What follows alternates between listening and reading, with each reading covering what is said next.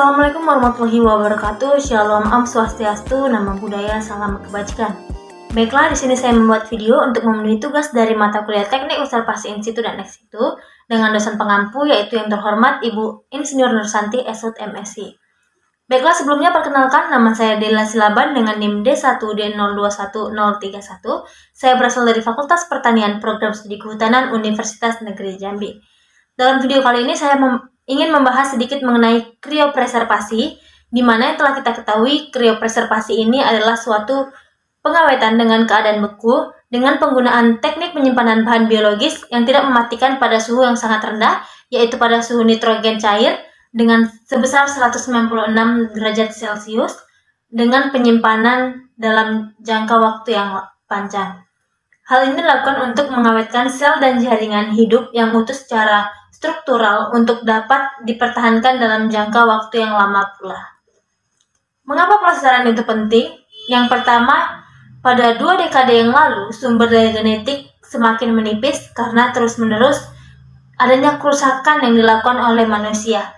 Yang kedua, sangat penting bagi banyak satwa-satwa elit, baik secara ekonomi dan pada satwa-satwa yang sekarang telah terancam punah. Yang ketiga, yaitu cara penyimpanan yang konvensional tidak mampu mencegah kerugian yang disebabkan oleh beberapa sebab. Yang keempat, metodologi baru harus dirancang untuk pelestarian material dalam jangka waktu yang panjang.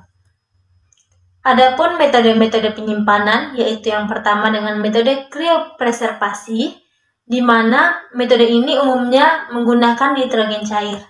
Yang kedua, yaitu dengan metode penyimpanan secara dingin, di mana dilakukan pada suhu yang rendah dan tidak dilakukan pembekuan sama sekali.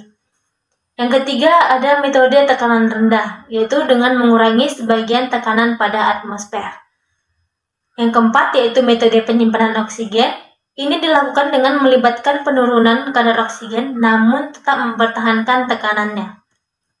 Adapun 9 mekanisme pada kriopreservasi, yaitu yang pertama, pemilihan bahan tanaman.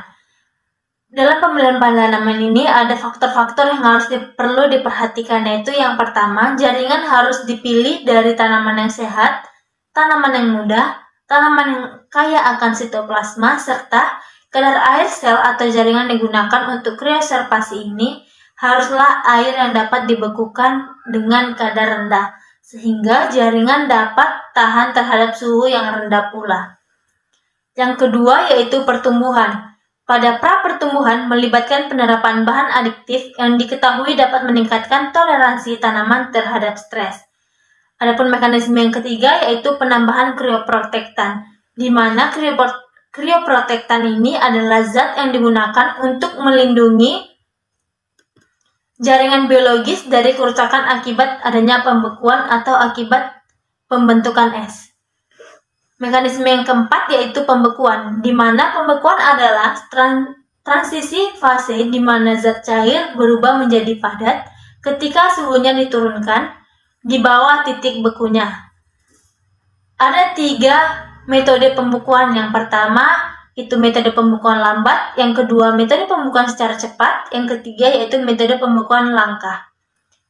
Mekanisme yang kelima yaitu penyimpanan dalam nitrogen cair, di mana sel atau jaringan beku disimpan pada suhu yang berkisar antara 70 hingga 196 derajat Celcius, di mana suhu harus cukup rendah untuk penyimpanan sel jangka panjang guna menghentikan semua aktivitas metabolisme dan mencegah cedera biokimia.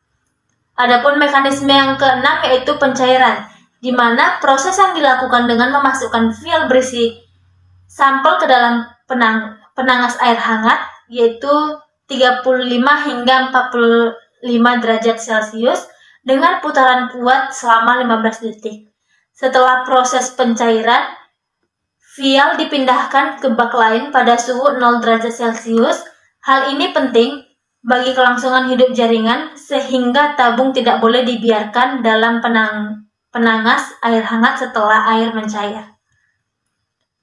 Mekanisme yang ketujuh yaitu pencucian dan pengolahan kembali. Bahan yang diawetkan dicuci beberapa menit untuk menghilangkan krioprotektannya. Bahan tersebut kemudian dikultur kembali dalam media segar. Apabila krioprotektan yang digunakan memiliki tingkat toksik atau tidak toksik yang rendah, maka kultur tersebut tidak perlu dicuci kembali, namun cukup dikultur ulang. Mekanisme yang ke-8 yaitu pengukuran viabilitas, di mana pertumbuhan kembali tanaman dari jaringan atau sel yang disimpan merupakan satu-satunya ujian kelangsungan hidup bahan tanaman. Berbagai uji viabilitas meliputi pewarnaan FDA, pengukuran pertumbuhan berdasarkan jumlah sel, berat kering, dan kesegaran tanaman. Mekanisme yang terakhir yaitu regenerasi tanaman, di mana tujuan akhir kriopreservasi plasma nutfah adalah untuk meregenerasikan tanaman yang diinginkan. Untuk pertumbuhan dan regenerasi tanaman yang tepat, sel atau jaringan kriopreservasi harus dirawat dan ditumbuhkan secara hati-hati. Adapun 6 aplikasi yang digunakan, yaitu yang pertama kriopreservasi embrio, jaringan ovarium, oosit, semen, jaringan testis. Aplikasi yang kedua yaitu metode ideal untuk konservasi material jangka panjang. Yang ketiga, tanaman bebas penyakit dapat dilestarikan dan diperbanyak. Yang keempat, benih rekalsitran dapat bertahan lama. Yang kelima yaitu spesies yang terancam punah dapat dipertahankan. Yang keenam yaitu serbuk sari dapat dipertahankan untuk meningkatkan longitivitas. Inilah referensi yang digunakan dalam pembuatan PPT dalam video ini. Mungkin cukup segini yang bisa saya dapat sampaikan. Semoga video ini dapat bermanfaat bagi banyak kalangan. Akhir kata, saya ucapkan terima kasih. Jika ada kesalahan kata atau pengucapan, saya minta maaf. Terima kasih.